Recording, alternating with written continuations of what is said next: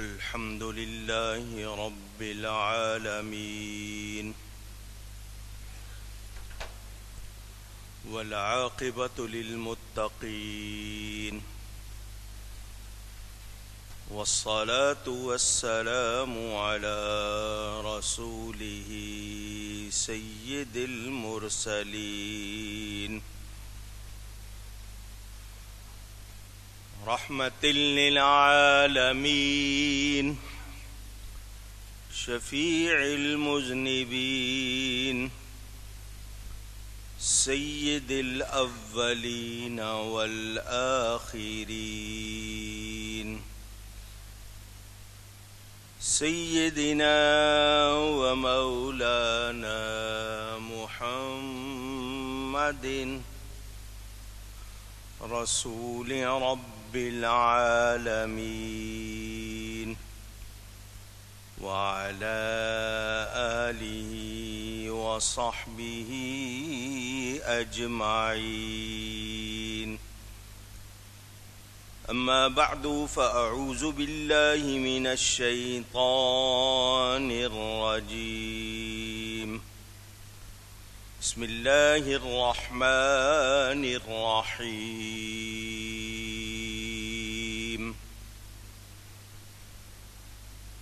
واتبع سبيل من أناب إلي. صدق الله العلی العظیم. محبت کے ساتھ ایک مرتبہ دروشی پڑھ لیجئے. اللهم صل على سيدنا ومولانا محمد معدن الجود والكرم وآله وصحبه وبارك وسلم. الصلاة والسلام عليك يا رسول الله. الصلاة والسلام عليك يا حبيب الله. الصلاة والسلام عليك يا رحمة للعالمين وعلى آلك وأصحابك يا شفيع المذنبين.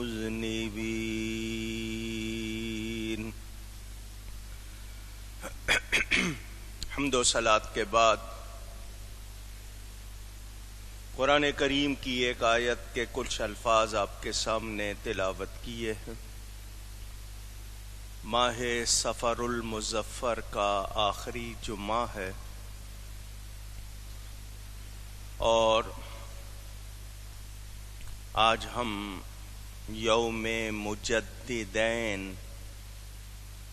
دو مجددوں کا عرس منا رہے ہیں. پہلی ہستی ہیں امام ربانی مجدد الف ثانی حضرت سیدنا شیخ احمد فاروقی سرہندی رحمت اللہ علیہ،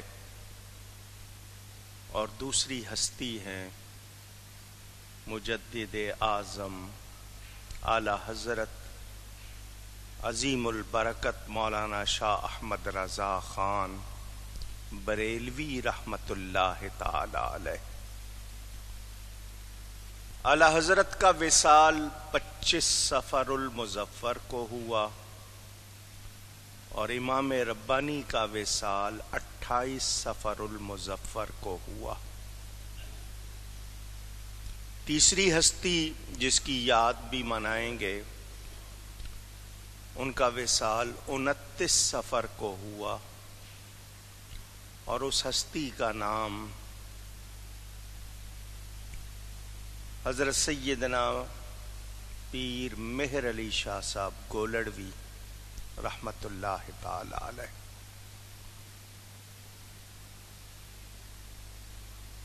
وقت بہت کم ہے، زیادہ تفصیل میں نہیں جا سکوں گا. چند باتیں. نبی کریم صلی اللہ علیہ وآلہ وسلم سچا دین لے کر آئے. تاریخ انسانی میں یہ مثال نہیں ملتی. صرف ایک مثال ہے رسول پاک صلی اللہ علیہ وسلم کی. بہت کم وقت میں انسانی تاریخ کا دھارا بدل دیا. رسول پاک صلی اللہ علیہ وسلم نے جانوروں کے پیچھے چلنے والوں کو آنے والی نسلوں کا امام بنا دیا.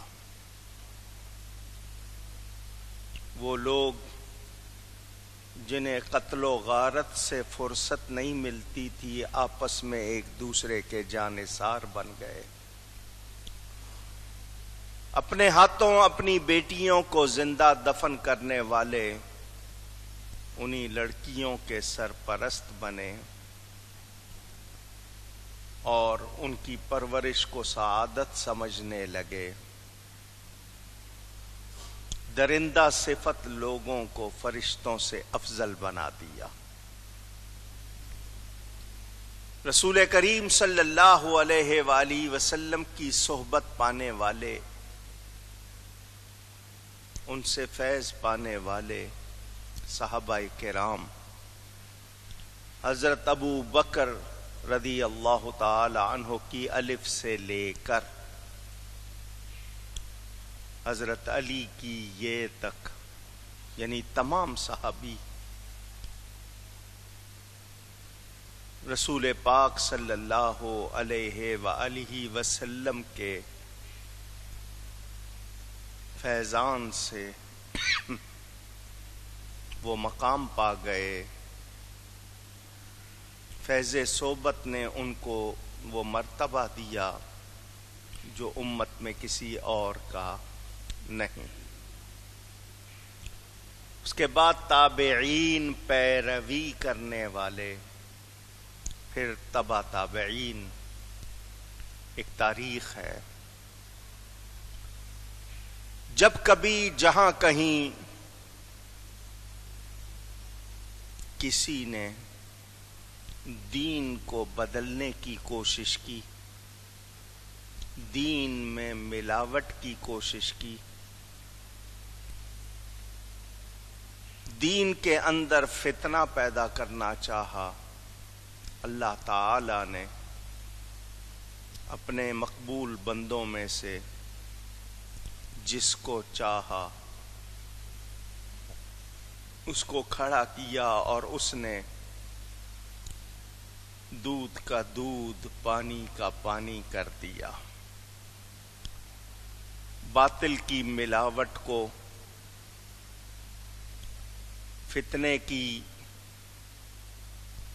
یا فتنہ پروروں کی سازش کو مٹا دیا اور پیغام حق لوگوں تک پہنچا. حضرت عمر بن عبد العزیز رضی اللہ تعالی عنہ کو مجددین کی فہرست میں سب سے پہلے شمار کیا گیا. ہر 100 سال کے سرے پر ایک یا ایک سے زیادہ افراد مختلف علاقوں میں نمایاں ہوئے جنہیں علماء نے مجدد مانا. عام لوگوں نے نہیں، علماء نے، کیونکہ یہ اس کا انتخاب عام لوگ نہیں کرتے، علماء کرتے. مجدد تازہ کرنے والے کو کہتے ہیں، جو دین کو تازہ کرتا ہے، اس میں کی گئی ملاوٹ کو الگ کر دیتا ہے، دودھ کا دودھ، پانی کا پانی کر دیتا.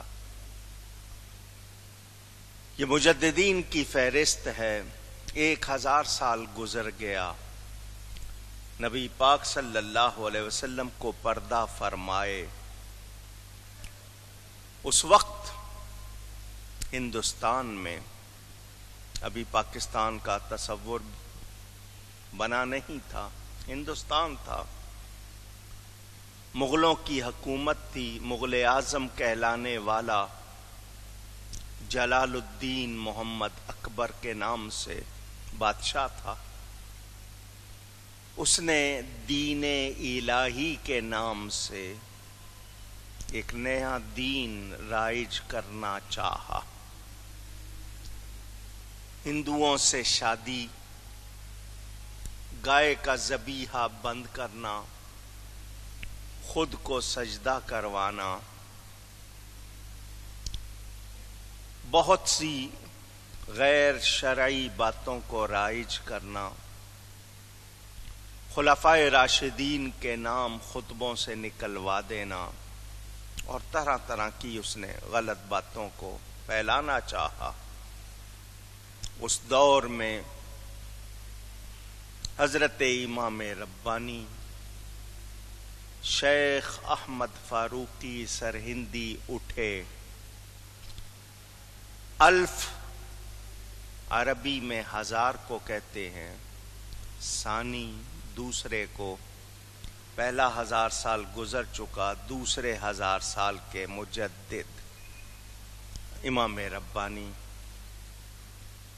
انہوں نے اکبر کی اس تمام غلط باتوں کے خلاف آواز حق بلند کی. اللہ تعالی جس کو توفیق دیتا ہے، جس سے چاہتا ہے جو کام لیتا ہے، یہ اس کی عطا ہے. حضرت مجدد صاحب نے اس وقت دین کو تازہ کیا. اکبر کے آخری دن تھے، وہ چلا گیا. اس کا بیٹا ابو المظفر نور الدین محمد جہانگیر کے نام سے تخت نشین ہوا. اس نے اپنے باپ کے طریقوں کو جاری رکھا. مجدد صاحب نے اس کے خلاف آواز اٹھائی. اس کو جب یہ آواز پہنچی تو اس سے برداشت نہ ہوا. مجدد صاحب کو طلب کیا. طریقہ یہ تھا، جو بھی دربار میں آتا تھا بادشاہ کو سجدہ کرتا تھا.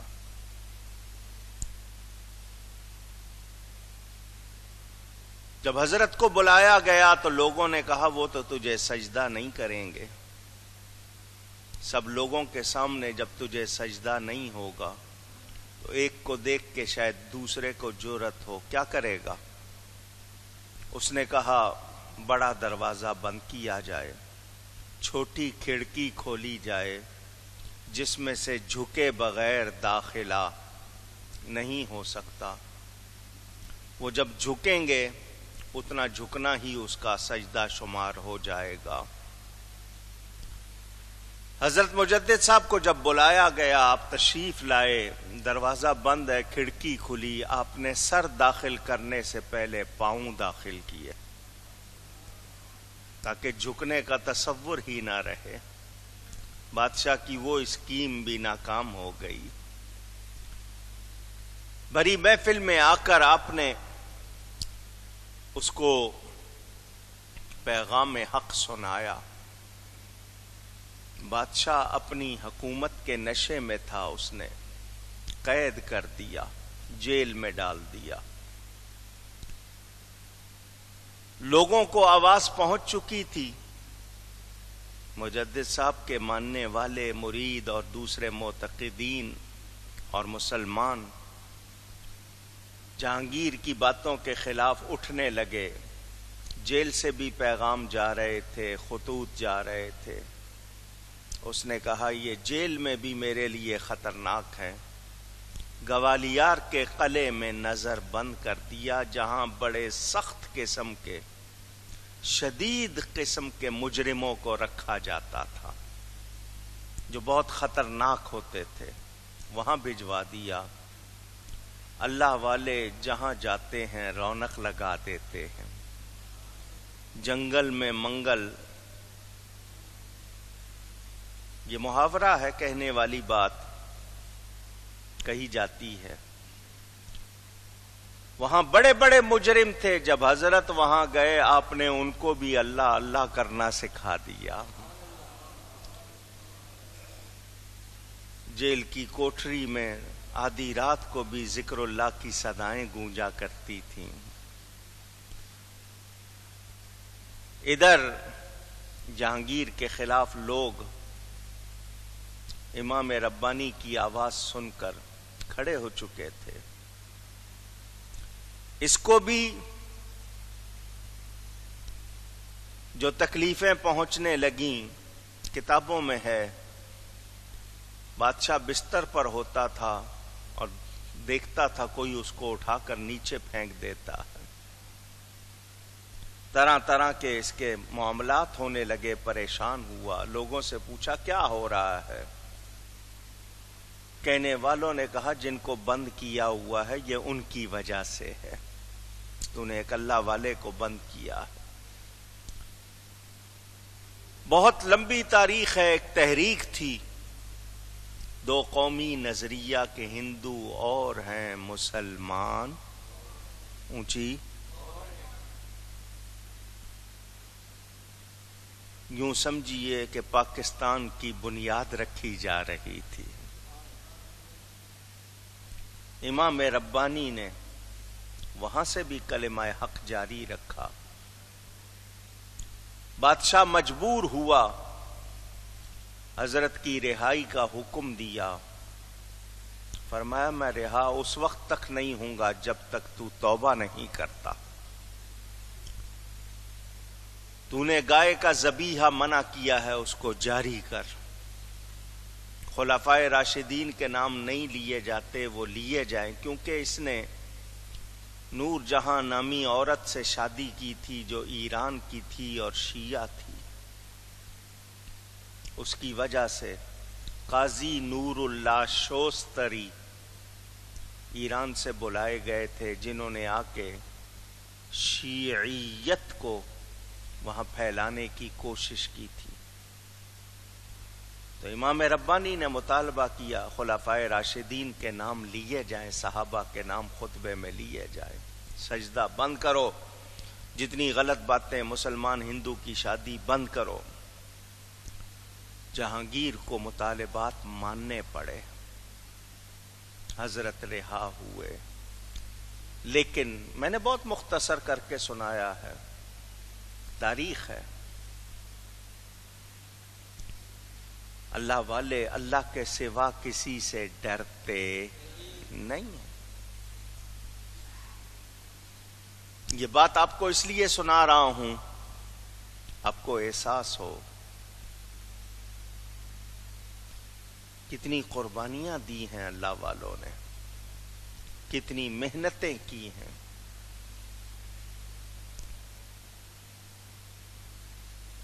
علامہ اقبال جیسے شخص نے حضرت مجدد صاحب کی مزار شریف پر حاضری دی اور نظم لکھی, حاضر ہوا میں شیخ مجدد کی لاد پر.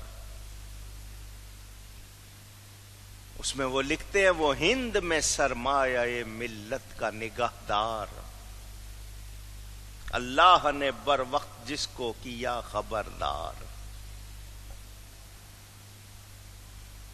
اگر وہ اس وقت آواز نہ اٹھاتے, کلمہ حق بلند نہ کرتے, دین کو بدلنے کی سازشیں ہو رہی تھی. اسی ہندوستان میں حضرت مجدد صاحب کے بعد بھی علماء حق ہر دور میں, یہ آپ کو نظر آئے گا.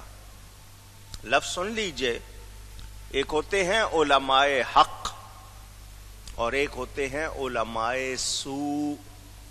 سو کہتے ہیں برے کو, حسنہ کی ضد سوءا.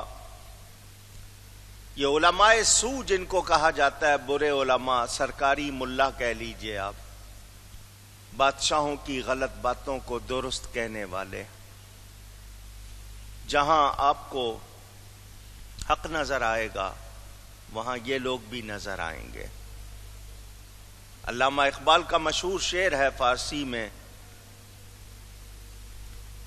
جس میں وہ یہ کہتے ہیں موسیٰ و فرعون و شبیر و یزید, این دو قوت از حیات آید بدید, اگر موسیٰ علیہ السلام نظر آ رہے ہیں تو فرعون بھی نظر آئے گا، امام حسین نظر آ رہے ہیں تو یزید بھی نظر آئے گا۔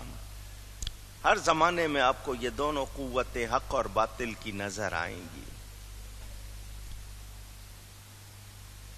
پھر ایک وقت آیا، انگریز نے آ کر برطانیہ سے ہندوستان میں اپنے پاؤں جمائے، ہندوستان کی چیزوں پر قبضہ کیا۔ یہ اتنا بڑا ملک، یہاں سے سارا کچھ ساری دنیا کو جا رہا ہے، بڑا کچھ ہے، یہاں انہوں نے اس پہ قبضہ جمایا، راجوں مہاراجوں نوابوں کی جائیدادوں پر قبضہ کیا،